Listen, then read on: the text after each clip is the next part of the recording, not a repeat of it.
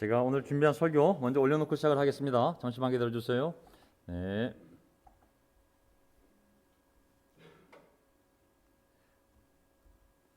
네, 잠시만 기다려 주세요. 제가 한번 설교를 올려놓어 보겠습니다. 슬라이드쇼.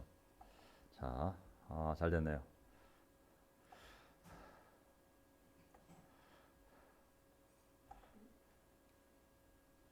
네, 안 됩니까? 저는 됐는데. 네, 됐죠? 네, 잠시만요.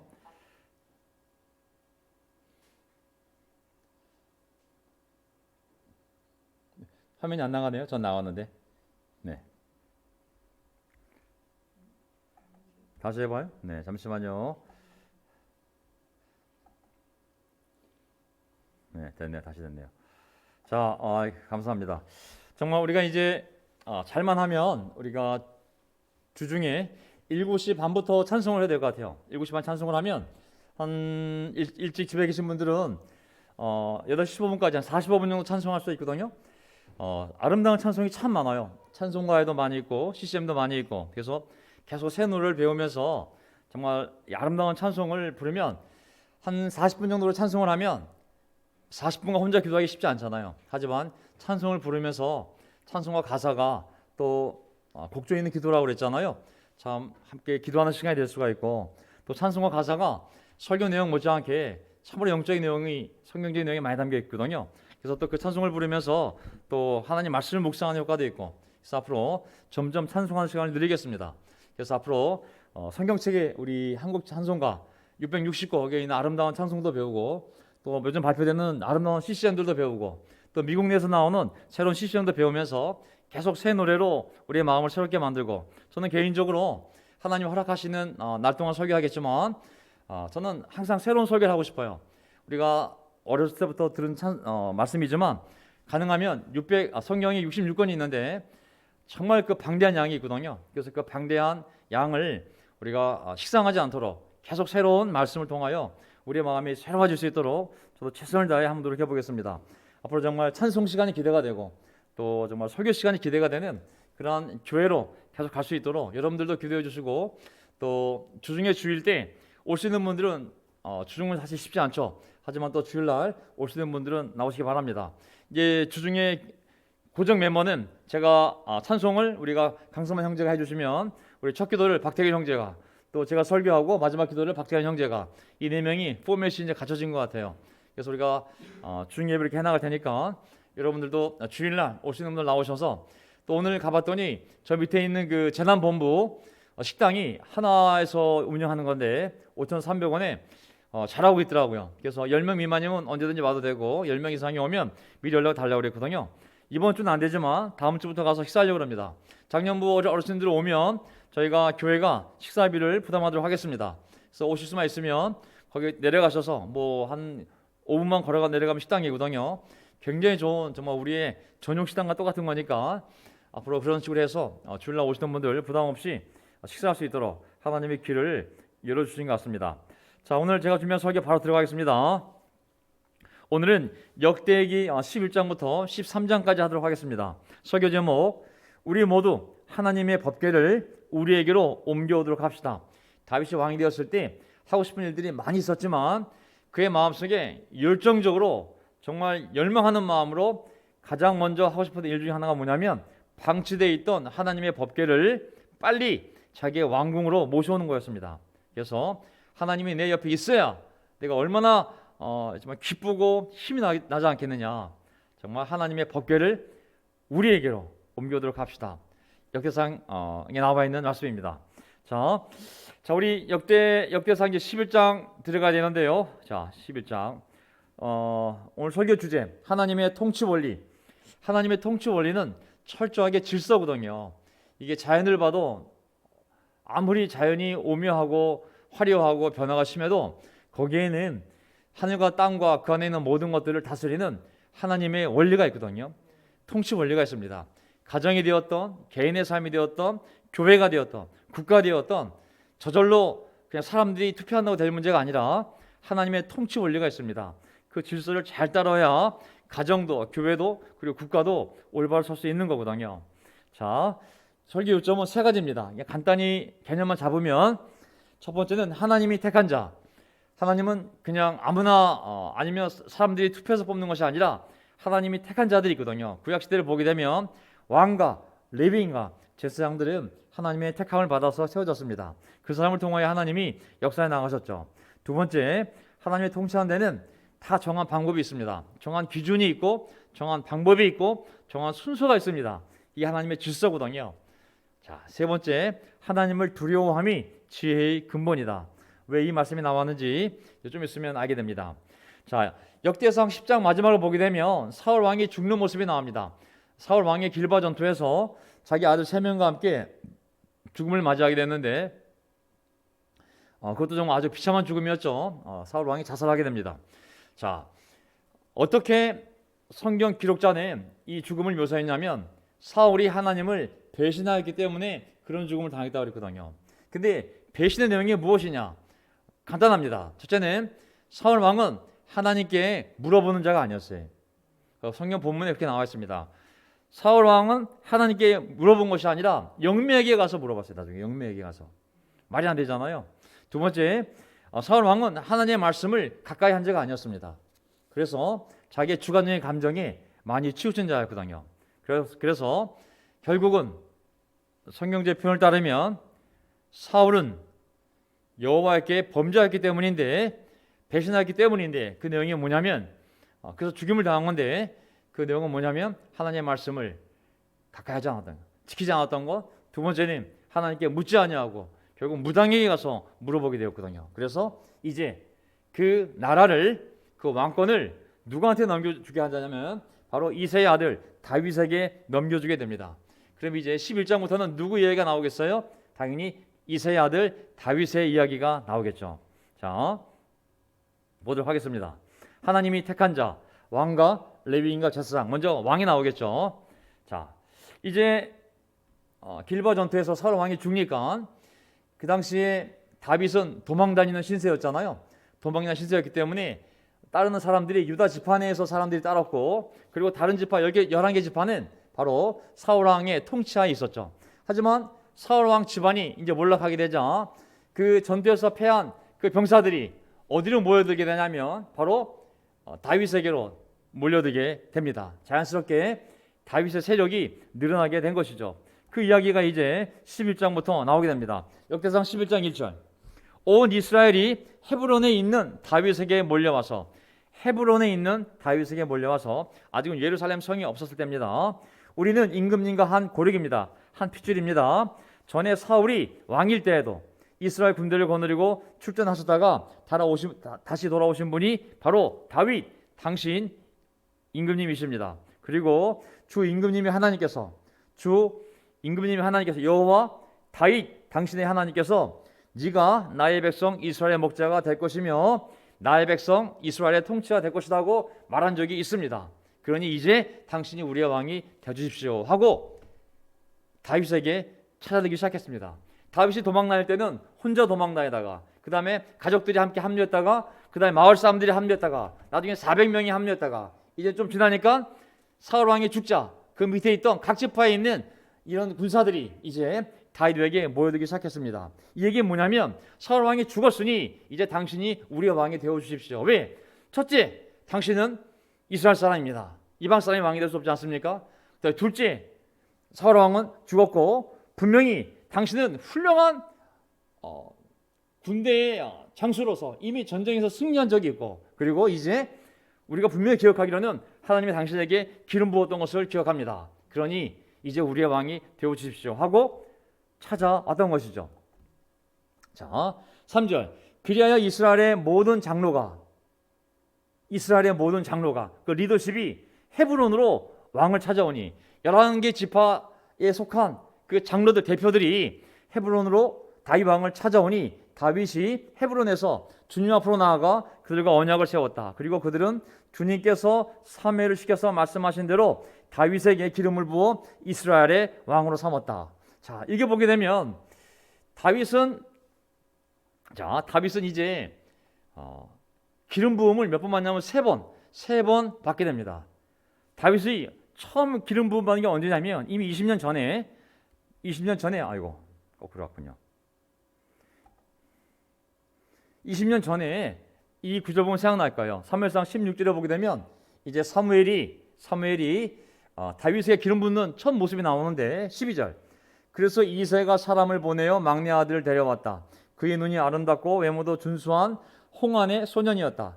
주님께서 말씀하셨다. 바로 이 사람이다. 어서 그에게 기름을 부어라. 사무엘이 기름이 담긴 뿔병을 들고 그의 형들이 둘러선 가운데서 다윗에게 기름을 부었다. 생각나시죠? 하나님께서 이제 사울이 하나님의 말씀을 빗나가니까 드디어 하나님의 결심을 하시고 사무엘을 통해 새로운 왕이 될 사람을 찾다가 이새의 아들, 7아들이 있었는데 첫 번째부터 6째까지가 지나가지 않습니까? 사무엘의 눈에 봤을 땐 그들이 훌륭한 왕이 될 인도자감이라고 생각했지만 하나님은 아니라고 그랬어요. 그러면서 나는 외모를 보지 않고 사람의 중심을 본다고, 마음의 중심을 본다고. 그래서 이새는 설마 지금 저 양측에 보냈던 막내 아들, 그 꼬저지한 막내 아들이 설마 왕의 후보가 되겠어? 라고 생각하고 꺼내오지도 않았었는데, 불러오지도 않았는데 결국은 7째 아들까지 오게 만들지 않습니까? 그러자 7째가 오자마자, 다윗이 오자마자 10대 때 하나님이 이자에게 기름을 부으라고. 그래서 사무엘이 이제 다윗에게 기름을 부어 장차 왕이 될 임명을 이제 치르게 된 것이죠. 하지만 바로 왕이 되지는 않았어요. 하나님의 훈련이 있었죠. 훈련. 그래서 사무엘하 2장을 보게 되면 3절, 다윗은 자기의 부하들과 그들의 온 가족을 데리고 함께 올라가서 헤브론의 여러 성읍에서 살도록 하였다. 유다 사람들이 찾아와서 그곳에서 다윗에게 기름을 부어서 유다 사람의 왕으로 삼았다. 다시 기름을 부어요. 다윗이 도망가다가 어느 시점에선가 하나님께 물어봅니다. 하나님, 다윗 사울 왕이 죽었다고 그러는데 제가 이제 어떻게 해야 되겠습니까? 그러자 너는 헤브론으로 가거라. 예, 알겠습니다. 하고 다윗이 헤브론으로 가니 그곳에 유다 사람들이 찾아오기 시작했습니다. 그래서 다시 기름을 부어 전 이스라엘의 왕이 아니라 이제 유다 지파, 12지파 중에 한 지파인 유다 지파의 왕으로 유다 사람들이 삼았다고 나와 있습니다. 그렇죠? 자, 이렇게 해서 이게 두 번째 기름 부음. 그리고 방금 얘기했던 11개 지파 이스라엘 장로들이 헤브론 찾아와서 우리들의 왕이 되어 주십시오 해서 다시 기름을 부어 이제는 온 이스라엘의 왕으로, 사울의 왕이 죽었으니까 이제 이스라엘의 왕으로 세워지는 모습을 보게 됩니다. 자, 저는 뭘 얘기하고 싶냐면 하나님의 이 말씀을 보게 되면 다 질서가 있어요. 질서, 과정이 있고 스스로 자기가 왕이 되는 것이 아닙니다. 숫자가 많다고 해서 왕이 되는 것도 아니고, 자기가 너무 의욕이 불타서 왕이 되는 것도 아니고, 그 자리에 있는 것도 자기가 열망이 너무 많아서 있는 것도 아니고, 하나님이 세우고 하나님이 폐위시키고 하나님이 있으라고 할 때까지만 그 자리에 있을 수 있던 것이죠. 아멘.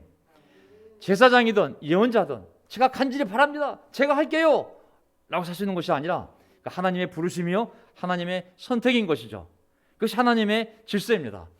하나님의 질서 안에서 적법한 절차를 거칠 때 그 사람에게 하나님에게 부여된 권위가 주어지는 것이고, 바로 하나님께 부여된 그 위임된 권위가 있어야지만 그 백성들을 섬길 수 있는 것이거든요. 하나님의 질서 속에서 처음엔 사울 왕을 택했지만 사사기에서 이제 마지막 사사였던 사무엘이 사울 왕을 세우지만 사울 왕이 하나님을 떠나자 이제 다시 하나님께서 하나님의 선택에 의해서 하나님의 부르심을 받고 하나님의 기름 부음을 받고 이제 다윗 왕이 온 이스라엘의 두 번째 왕으로 세워지게 된 것이죠. 자, 고린도전서 14장 40절 말씀을, 저는 이 말씀을 다시 한번 보고 싶었어요. 자, 다만 모든 일이 품위 있고 질서 있게 이루어져야 합니다. 어디서? 교회 안에서. 여기 보면 질서라는 단어가 다른 무슨 말이냐면 순서예요. 순서. 올바른 기준에 의해서 방법이 있고 방법에 따라서 순서 있게 진행을 해야 된다고. 그것이 바로 이 질서라는 헬라어로 탁시스라는 단어이거든요. 하나님의 가정에도 이 질서가 있습니다. 아멘. 하나님의 교회에도 이 질서가 있습니다. 이스라엘 백성 가운데 그냥 왕의 뜻대로 되는 것도 아니고 백성의 뜻만으로 되는 것도 아니고 오직 하나님의 뜻 안에서 하나님이 세워놓은 질서 가운데 그렇게 평화롭게 가야 되는 것이거든요. 초대교회, 시작교회 안에도 처음부터 교회가 세워지니까 얼마나 새로운 것들이 처음에 많이 시작됐겠어요. 방언하는 사람, 예언하는 사람, 얼마나 이게 신기한 일들입니까 사실은. 하지만 예배 시대에 아무렇게 방언해도 안 되잖아요. 아무 때나 예언해도 안 되잖아요. 교회 안에서 여성들은 또 어떻게 해야 되는지, 가르칠 수 있는지, 말을 어떻게 해야 될 수 있는지, 여성의 권위 문제, 예배 순서 문제, 이런 것들을 하나씩 하나씩 사도들이 교회의 그 질서를 세워갑니다. 이 과정에 사도의 권위가 필요했던 것이죠. 사도가 하나님께 위임받은 권위를 가지고 하나님의 말씀을 기준으로 해서 하나하나 방언을 언제 해야 되는지, 어떻게 해야 되는지, 예배 시간에 예언을 어떻게 해야 되는지, 또한 여성들은 예배 시간에 또 어떻게 해야 되는지 사도들이 하나하나 그 질서를 세워주거든요. 그래야 예배에 질서가 쓰고 교회에 질서가 쓰는 거 아니겠습니까? 모든 일은 품이 있고 질서를 따라야 되는 것이죠. 저는 이번에 이제 저희가 속한 PSW 리전에 우리가 가서 정말 한국 교회 안에 있는 여러 어려움들을 설명하고 또 어떤 이 갈등의 문제, 또 이 죄의 문제들을 또 오랫동안 한국 교회가 처한 이런 어려움들을 분명히 설명하고, 그리고 우리는 장로가 없기 때문에 거기에 있는 교사들, 거기에 있는 또 장로들, 또 그런 목사들, 또 그러한 그룹의 도움을 받아 질서 있게 이 문제를 해결하는 과정이 얼마나 놀라운지 모르겠어요. 저도 하나님께 너무나 감사드리고, 정말 제가 오랫동안 바라던 바이고, 또 하나님께서 정말 이 교회를 통하여 그 질서 안에서 좀 놀라운 변화들을 만들어갈 것을 저는 확신합니다. 역대상 12장 22절, 날마다 다윗을 도우려는 사람이 모여들어, 이제 12장 건너뜁니다. 22절, 하나님의 군대와 같은 큰 군대를 이루었다. 이제 사울 왕과 사울의 왕조가 무너졌기 때문에 이제 다시 다윗 왕조가 세워지는데, 어떻게 그 다윗이 이렇게 힘을, 세력을 키워가게 되었는지 설명을 하는 겁니다. 22절, 날마다 다윗을 도우려는 사람이 모여들어 하나님의 군대와 같은 큰 군대를 이루었다. 사람들이 다윗에게 붙기 시작했습니다. 23절, 싸우려고 무장하고 헤브론으로 다윗을 찾아와서 주님의 말씀대로 사울의 나라가 다윗에게 돌아오도록 공을 세운 사람의 수는 다음과 같다. 여기 보게 되면 이제 도망다니던 사울 왕에 의해서 도망다니던 다윗이 아주 적은 수를 시작했지만 나중엔 400명이 따르고, 나중엔 장로들이 와서 왕로 추대하고, 그리고 각 지파에서 군인들이 다윗 왕 밑으로 모여들기 시작했습니다. 그러면서 어떤 군대를 이뤘냐면 하나님의 군대와 같은 큰 군대를 다윗이 이루게 됩니다. 이거는 다윗이 뭐 사온 것도 아니고 뭐 돈을 주고 한 것도 아니고 하나님의 섭리에 의해서 왕이 될 자로서 이제 이런 일들이 자연스럽게 벌어지게 된 것이죠. 주님의 말씀대로 사울의 나라가 다윗에게 돌아오도록 이런 놀라운 일들이 벌어지기 시작한 거죠. 전 여기서 어떤 단어가 눈에 들어왔냐면 하나님의 군대입니다. 하나님의 군대, 큰 군대. 다윗이 이제 하나님의 군대, 큰 군대를 이루어가게 됐습니다. 군대란 단어가 제가 역대상 12장을 잘 보세요. 제가 재미난 그냥 이 하나님의 군대, 큰 군대가 되었다 했을 때 군대라는 단어가 히브리어로 마하네입니다. 마하네. 그래서 마하네 가돌, 마하네 엘로임. 가돌이라는 것은 큰이라는 뜻, 빅이라는 뜻이거든요. 마하네 가돌, 큰 군대, 마하네 엘로임. 하나님의 군대라는 그 문장이 나오거든요. 마하네는 뭐냐면 야영지, 어떤 진영, 캠프, 군대라는 뜻이에요. 이게 어디서 왔냐면 하나라는 히브리어 동사가 있는데, 그 동사 자체가 진을 칠 때 텐트를 하나님의 법궤를 가운데 두고 둘러서 진을 치잖아요. 그래서 진을 치다, 둘러싸다라는 그러한 동사에서 마하네라는 명사가 왔어요. 군대, 진영, 진이라는 뜻이거든요. 근데 이 마하네라는 이 명사에 히브리어는 명사가 단수가 있고 복수가 있고 하나 더 있어요. 쌍수가 있어요. 쌍수 전미사 붙이게 되면 어떻게 되냐면 마하네가 마하나임. 많이 들어보셨어요? 네. 예. 영어로도 도시 이름 있잖아, 마하나임. 이게 뭐냐면 두 진영, 진영이 두 개 있는 것이 마하나임의 마하나임.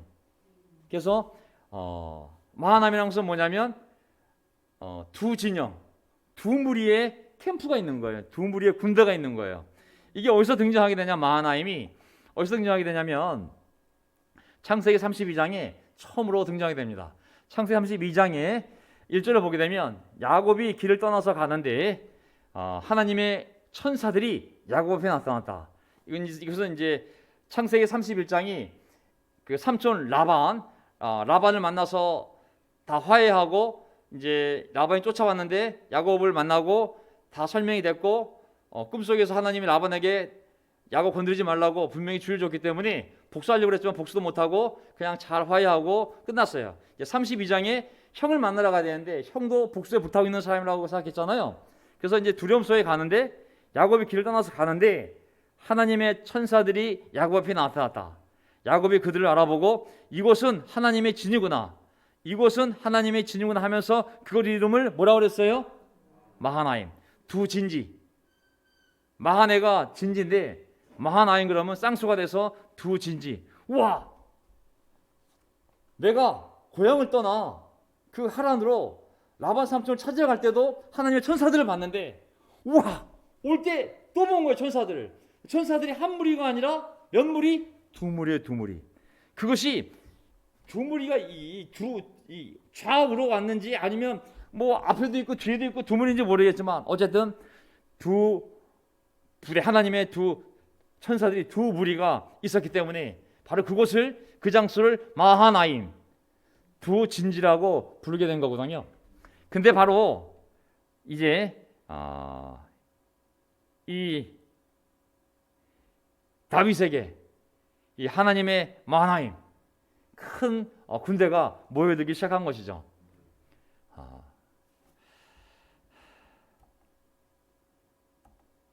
자, 제가 오늘 시간이 나서 이 의미를 좀 더 생각해 봤는데 요한계시록 보게 되면 마하나임이 또 등장합니다. 요한계시록 어디서 등장하냐면 요한계시록 보게 되면 이제 마지막 종말 때 마귀가 모든 자기 부하들과 자기를 따르는 세상의 왕들과 그 왕의 통치를 받는 믿지 않는 불신자 군대를 전부 모아서 하나님과 맞서려는 아마겟돈 전쟁, 최후의 전쟁이 벌어지거든요. 요한계시록 20장 7절 보게 되면 천년이 끝나면 사탄은 감옥에서 풀려나서 땅의 사방에 있는 민족들 곧 곡과 마곡을 미혹하려고 나아갈 것입니다. 그리고 전쟁을 하려고 하나님과 맞서려고 그들을 모을 것인데 그들의 수는 바다의 모래와 같을 것입니다. 와, 나중에 하나님을 믿는 이 교회랑 맞서려고 전 세계의 모든 안 믿는 왕들과 왕들의 군대를 모으는데 그 수는 바다의 모래와 같을 정도로 엄청난 숫자가 모일 거라고 악의 세력이. 그래서 이러한 내용을 모티브로 해서 만든 영화가 바로 그 골룸 나오는 영화 뭐죠? 반지의 제왕. 반지의 제왕을 보게 되면 막 이상한 괴물들이 엄청난 숫자가 모여서 싸우잖아요. 그게 다 이런 것을 배경으로 해서 만든 영화들이죠. 그들의 수는 바다의 모래와 같을 것입니다. 이 23 9절 그들은 지면으로 올라와서 땅속에 있다 지면으로 올라와서 그 반지의 제왕 보면 전부 땅속에 있다가 다 지상 올라오잖아요. 자, 성도들의 진영 나오죠. 성도들의 진영 히브리어로는 마하나임, 헬라어로는 파렘볼레 캠프. 성도들의 진영과 하나님께서 사랑하시는 도시를 둘러쌌습니다. 그러나 하늘에서 불이 내려와서 그들을 삼켜버렸습니다. 엄청난 전쟁이 벌어지죠. 마귀와 귀신들과 그들의 지배를 받는 어둠의 모든 군대들이 땅속에 있다가 다 올라왔어요. 그들의 숫자가 바다의 모래만큼 엄청난 숫자가 있어요. 그들이 누구랑 싸우냐면 성도들의 진영과 하나님께서 사랑하시는 도리를 둘러쌌거든요. 거기 반지의 제왕을 보게 되면 이런 모습이 있어요. 그렇죠? 성이 하나 있고 그 괴물들이 다 엄청난 숫자가 둘러싸잖아요. 근데 어디서 해결책이 나오냐면 하늘에서 불이 내려와 그들을 삼켜버렸다고 그랬어요. 성도들의 진영이 뭐냐면 바로 성도들의 마하나임, 교회를 얘기하는 거거든요. 전 세상에 이 하나님의 마하나임, 이 교회를 이 믿는 자들을 맞서 싸우려는 정말 모래알 만큼 많은 적들이 있거든요. 하지만 우리가 믿음을 지킨다면 눈으로 보면 그들이 엄청난 숫자요, 엄청난 힘이지만, 하지만 한순간에 하늘에서 불이 내려와 그들을 삼켜버리는 점이 있습니다. 아멘. 교회는 이런 보호를 받고 있음을 믿으시기 바랍니다. 아멘. 눈으로는 너무 그들의 숫자가 많아요. 너무 강력해. 길이 없어. 답이 없어. 하지만 해결책은 하늘에서 한순간 불이 내려와 하나님의 최종 심판으로 그들을 없애버리시는 거죠. 자, 하나님이 정한 방법. 잘 봅시다. 이제 시간이, 자, 아이고, 여기서부터 그래. 13장. 13장을 보게 되면 이제 다윗이 천부장과 백부장과 그 밖에 모든 지도자와 의논하고 이스라엘 온 회중에게 말하였다. 여러분이 좋게 여기고 또 우리 하나님께서 기뻐하신다면 우리가 이스라엘 온 땅에 남아있는 제사장과 레위 사람들에게 전가를 보내어 그들을 우리에게로 모이게 합시다. 자, 이제 다윗 왕이 뭘 하고 싶냐면, 자, 왕궁을 지금 다 진 상태예요. 왕궁도 다 짓고 요 앞에 두 개의 사건이 있는데 제가 건너뛰었습니다. 하나는 뭐냐면, 이제 그 병사들 데리고 여부스 속에 살고 있던 여부스 성을 점령합니다. 그 여부스 속에 살던 그 지역 이름이 예루살렘이에요. 예루살렘. 그래서 예루살렘을 점령해서 예루살렘에 다윗 성을 짓고, 그리고 그 안에 다윗 왕궁을 짓게 됩니다. 그리고 예루살렘을 이제 정복해서 자기의 도시를 세우고 왕궁을 짓게 되자 제일 먼저 하고 싶었던 일이 뭐냐면 하나님의 법궤를 자기 왕궁에 가져오는 거였습니다. 야, 내 집은 이렇게 화려하게 지었는데 하나님은 저 바깥에, 저 먼 곳에, 저 블레셋 국경 지역에 거기 방치되어 있구나. 내가 제일 먼저 그걸 가지고 와야겠다 라는 열망이 불타오르게 됐던 것이죠. 그래서 했던 절차가 있어요. 먼저 어떻게 하냐면 리더십을 다 부릅니다. 나 이렇게 하고 싶다고. 어떻게 했냐고. 지금 블레셋 근처에 있기 때문에 지금 40km 떨어져 있고 멀긴 하지만 난 그걸 갖고 오고 싶다고. 15km 떨어져 있지만 난 갖고 오고 싶다고. 우리 가져가야 된다고. 그들을 설득하고 난 다음에 이스라엘 온 회중에게 말합니다. 뭐라 말하냐면, 여러분이 좋게 여기고, 내가 그 일을 하려고 그러는데, 첫째, 여러분들이 좋게 여기고, 그리고 우리 하나님께서 기뻐하신다면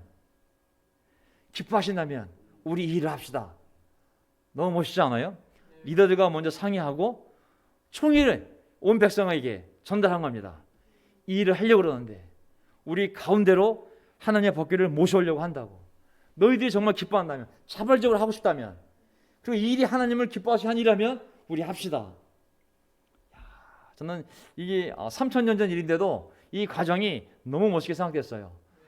왕이 권한이 있었지만 리더십과 상의하고 온 백성에게 알려서 그들이 함께 자발적으로 이 일을 할 수 있도록 동의를 구하는 거, 너무 멋지지 않습니까? 자, 이렇게 순서가 있는 거예요. 자, 근데 그 일을 하려면 누가 필요하겠어요? 법궤를 움직이는 문제이기 때문에 당연히 레위 지파가 필요했고 제사장들이 필요하지 않았겠습니까? 그러니까 다윗은, 자, 그렇다면 이제 각 지역에 흩어져 있는 모든 제사장들, 레위 사람들을 다 모이게 합시다. 그들이 모여서 찬양하고 준비해야 되니까 이 절차를 밟기 시작한 거죠. 그래서 어떻게 했냐면 3절, 역대상 14장 3절, 그런 다음에 우리 모두 하나님의 궤를 우리에게로 옮겨도록 합시다. 준비가 되면 여러분들이 기뻐하고 하나님도 기뻐하시고, 그리고 레위 사람들과 제사장들이 다 이곳에 온 다음에 그 다음에 우리 하나님의 궤를 우리에게로 옮겨도록 합시다. 사울 왕 시대에는 우리가 이 궤 앞에 하나님의 뜻을 여쭈어 볼 수가 없지 않았습니까? 사울 자체가 법궤에 별 관심이 없었어요. 그렇기 때문에 그 법궤를 놓고 물어볼 일도 없었던 것이죠. 사울 시대에는 하나님의 말씀을 따르는 시대가 아니었습니다. 하지만 다윗 왕이 제일 먼저 하고 싶었던 일은 뭐냐면 하나님의 법궤를 가져다가 하나님께 매일매일 물어보고 싶었던 거예요. 제가 가야 됩니까? 말아야 됩니까? 전쟁터에 싸워야 됩니까? 말아야 됩니까? 나가야 한다면 제가 먼저 가야 됩니까? 누가 먼저 보내야 됩니까? 제가 먼저 가야 한다면 이쪽을 칠까요? 저쪽을 칠까요? 사울 왕은 특징이 하나님께 물어보는 자가 아니라 영매에게 물어보는 자였다면, 그리고 하나님의 말씀을 따르지 않는 자였다면, 다윗 왕은 하나님께 물어보는 자였거든요. 그렇기 때문에 다윗은 하나님께 마음에 합한 자라고 그랬거든요. 그분을 물어보기 위해서라도 하나님의 영광이요, 하나님의 능력이요, 하나님의 임재를 상징하는 그 법궤를 왕궁에 가지고 와야 됐던 것이거든요. 그래서 사울 왕 때 한 번도 40년 내내 방치된 법궤를 한 번도 거들떠보지 않았는데 다윗 왕은 왕이 되자마자 자기 집에 제일 먼저 왕궁에 모시고 싶었기 때문에 이 절차를 받게 된 것입니다. 자, 그러니까 결국은 사울은 하나님의 뜻과는 거리가 먼 사람이었어요. 하나님의 뜻을 물어볼 필요를 못 느낀 사람이 그 사람은. 그렇기 때문에 자기 생각대로 자기 판단대로 움직인 사람이었고 하나님의 뜻에 무관심했기 때문에 결국 그 결과로 그는 파멸을 당할 수밖에 없었거든요.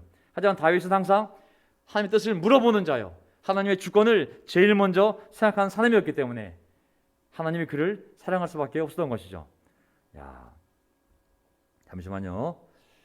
다시 슬라이드 쇼 18.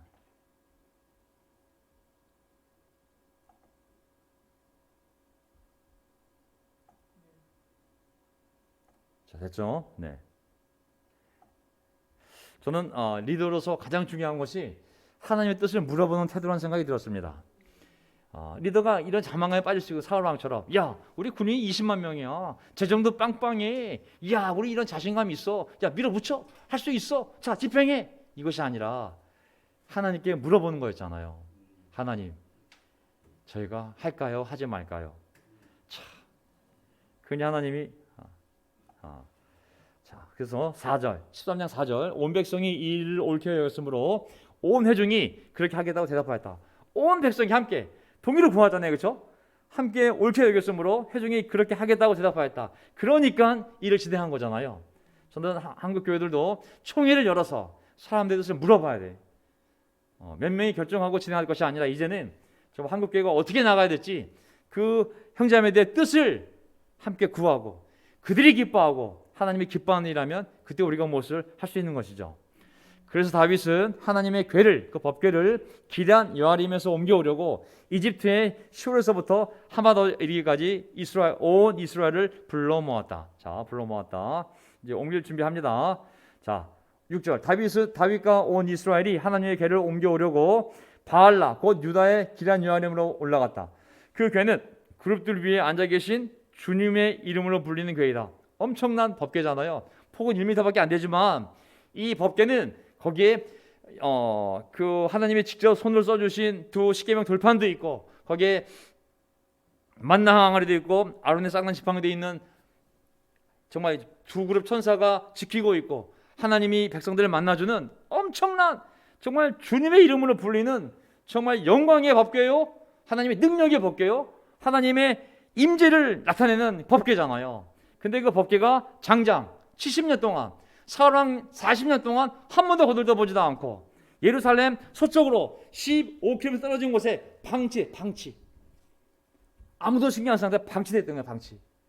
다윗이 그 법궤를 빨리 자기 왕궁으로 가지고 오고 싶었던 것이죠. 14장 7절, 그들이 아비나답의 집에서 하나님의 궤를 꺼내서 새 수레에 싣고 나올 때에 우사와 아히요가 그 수레를 몰았다. 그 기럇 여아림이 누구 집에 있었냐면 아비나답의 집에 그 법궤가 방치되어 있었어요. 그래서 이제 다윗이 그 집에서 법궤를 꺼내서 어떻게 했냐면 어떻게 했어요? 수레에 싣고 나왔다 그랬어요. 잘 보세요. 방법. 수레에 싣고 나왔는데 그 수레를 모은 사람이 누구냐면 우사와 아히요예요. 우사와 아히요. 자, 레위지파 아들이 3명이에요. 알다시피 게르손, 페라리, 고핫. 페라리가 아니라 무라리. 페라리 아닙니다. 무라리. 게르손, 무라리, 그 다음에 고핫 자손이 뜨거운 자손이에요. 왜? 고핫 뜨겁잖아요. 뜨겁게 간다. 고핫. 그러니까 하나님이 이 고핫 자손을 이 법궤를 유일하게 메고 갈 수 있는 그 후손으로 지정했어요. 지정. 자, 여기 보면은 아비나답의 아들이 엘르아살인데 여기 역대상은 여기밖에 안 나왔지만 다른 사무엘 상하 그 나와 있는 내용을 보게 되면 엘르아살이 그 아들인데, 자, 엘르아살의 아들이 바로 우사와 아히요예요. 자, 우사와 아히요, 이들은 레위지파 고핫 자손이 아니에요. 고핫 자손이. 이게 왜 문제가 되냐면, 자, 이 구절을 보세요.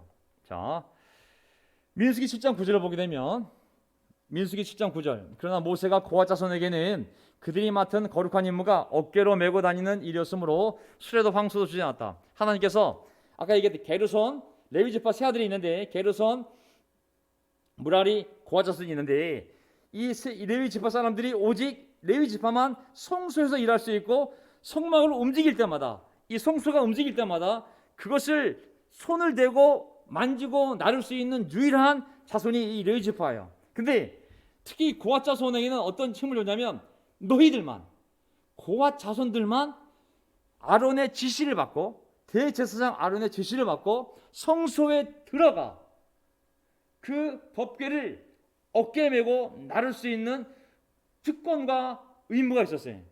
법궤는 일부러 이 대를 빼놨잖아요. 어깨를 메고 가라고. 그러면 수레가 필요해요, 안 필요해요? 필요 없어서 황소도 안 주는 거예요. 왜? 너희들이 할 일은 전부 그 거룩한 물건을 어깨에 메야지 수레에 올려놓으면 안 되는 거예요. 근데 어떻게 했어요, 이들이? 수레에 떡 올려, 새 수레에 싣고 수레에 얹어버렸어요. 그리고 우사와 아효가 그 수레를 몰았어요. 하지만 누구만 할 수 있어요? 고앗 자손만 하세요. 고앗 자손만. 역대상 13장 8절을 보게 되면 보세요. 다윗과 온 이스라엘은 있는 힘을 다하여 노래하고 수금과 검은고를 타며 소고와 신발을 치며 나팔을 불면서 하나님 앞에서 기뻐했다. 이제 수코면 되잖아요. 그 길이가 아까 얘기했어요. 15km. 15km. 포장 들어가 있어요, 없어요? 없을 거 아니에요. 자, 그들이 기돈의 타작마당에 이뤘을 때 소들이 뛰어서 괴가 떨어지려고 하였으므로 돌불에 딱 부딪힌 거예요. 덜컹거리는 순간 우사가 그 손을 내밀어 괴를 붙들었다. 어떤 일이 벌어졌을까요? 사실 이 어깨에 매지 않고 수레에 실을 때부터 이 사단이 날 것이 예상되었거든요, 사실은. 자, 세 번째 포인트, 하나님을 두려워함이 지혜의 근본이다. 자, 하나님을 두려워함이 지혜의 근본이다. 왜 이 포인트가 나오냐면, 압니다. 10절, 우사가 괴를 붙들었으므로 주님께서 우사에게 진노하셔서 그를 치시니 그가 거기 하나님 앞에서 죽었다. 고앗 자손조차도, 지금 여빈숙이 이제 뺐나? 나오네. 자, 고앗 자손조차도 뭘 조심해야 되냐 보세요. 민수기 4장 15절, 진 이동을 앞두고 이렇게 아론과 그의 아들들이 거룩한 물건들과 그 물건에 딸린 모든 기구를 다 쌓아놓으면 성전의 안에 있는 기구들을 제사장과 제사장 아들들이 가서, 대제사장과 제사장들이 가서 다 쌓아놓으면 그들만 만질 수 있어요.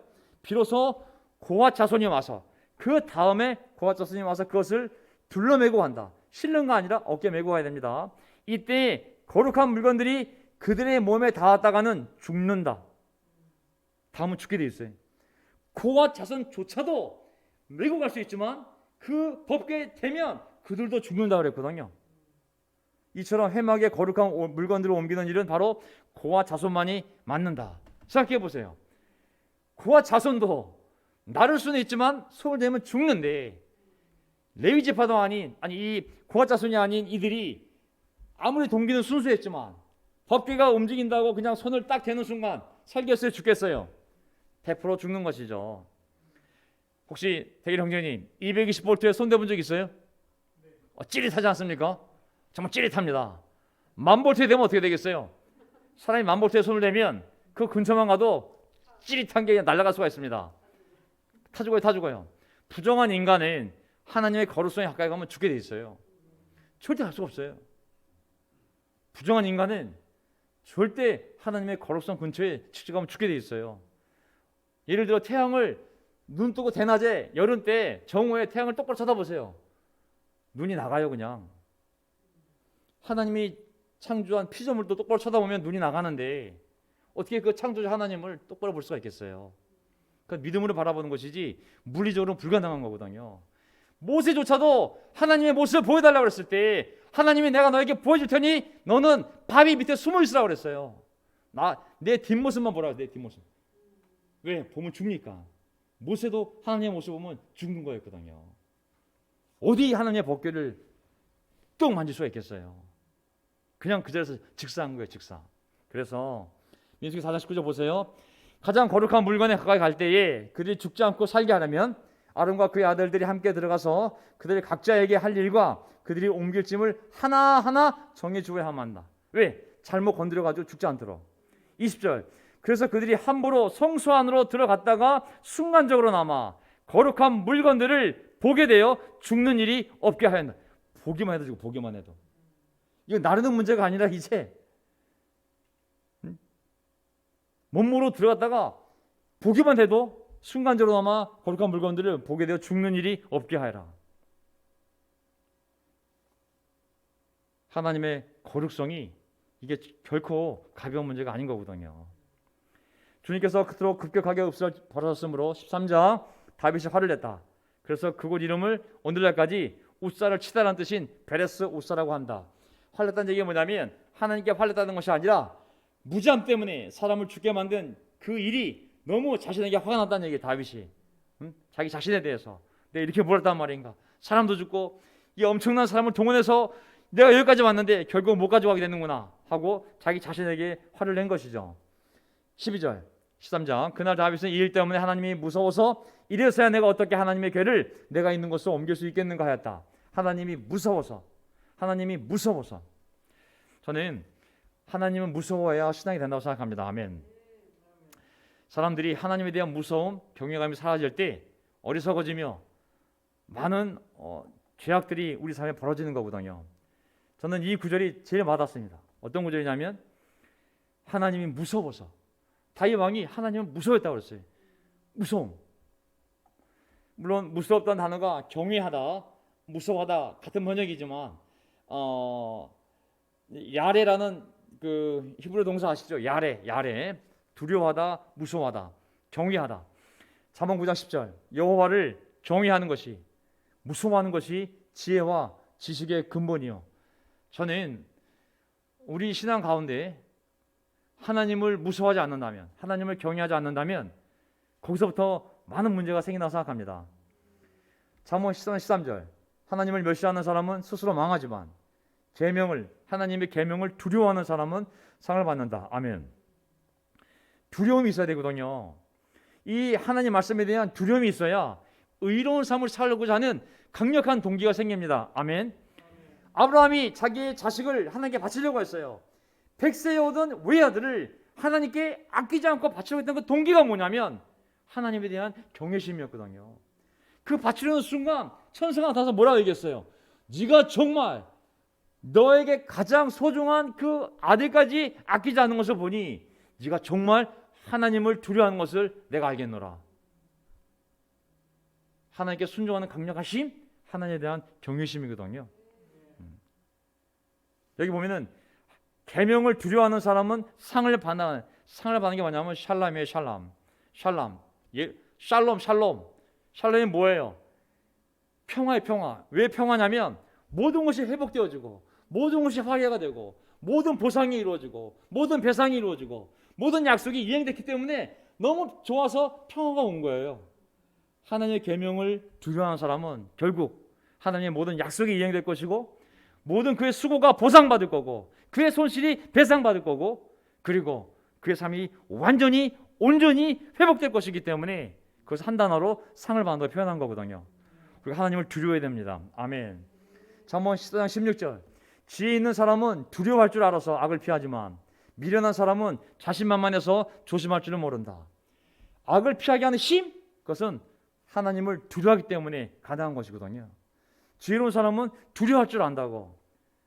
왜 어리석은 길로 가지 않고 하나님의 길로 가겠습니까? 하나님을 두려워하기 때문에 그 길로 갈 수 있는 거거든요. 누가 하나님의 말씀에 반응하겠습니까? 하나님을 두려워하는 사람이 그 메시지에 반응할 수 있는 거거든요.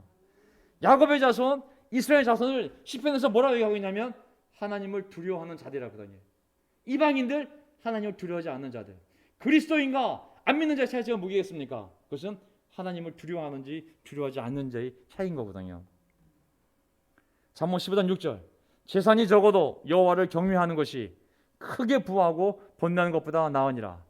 저는 우리가 예수님을 따르고 하나님을 경외하며 살아온 삶 때문에 가난할 수도 있고 어려울 수도 있지만 차라리 이런 어려움이 크게 부하고 번뇌하며 하나님을 두려워하지 않는 것보다 훨씬 낫다고 그랬거든요.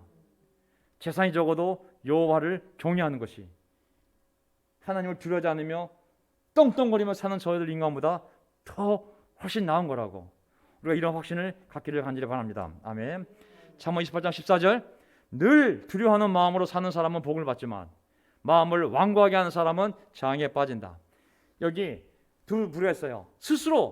자기 스스로가 하나님에 대한 그 경각심을, 그 경외심을 항상 만드는 사람이 있고 어떤 사람은 자꾸 자기 마음에 두려울 필요 없어, 괜찮아, 하나님 신경 안 써도 돼, 스스로 자기 마음을 완고하게 만드는 사람이 있어요.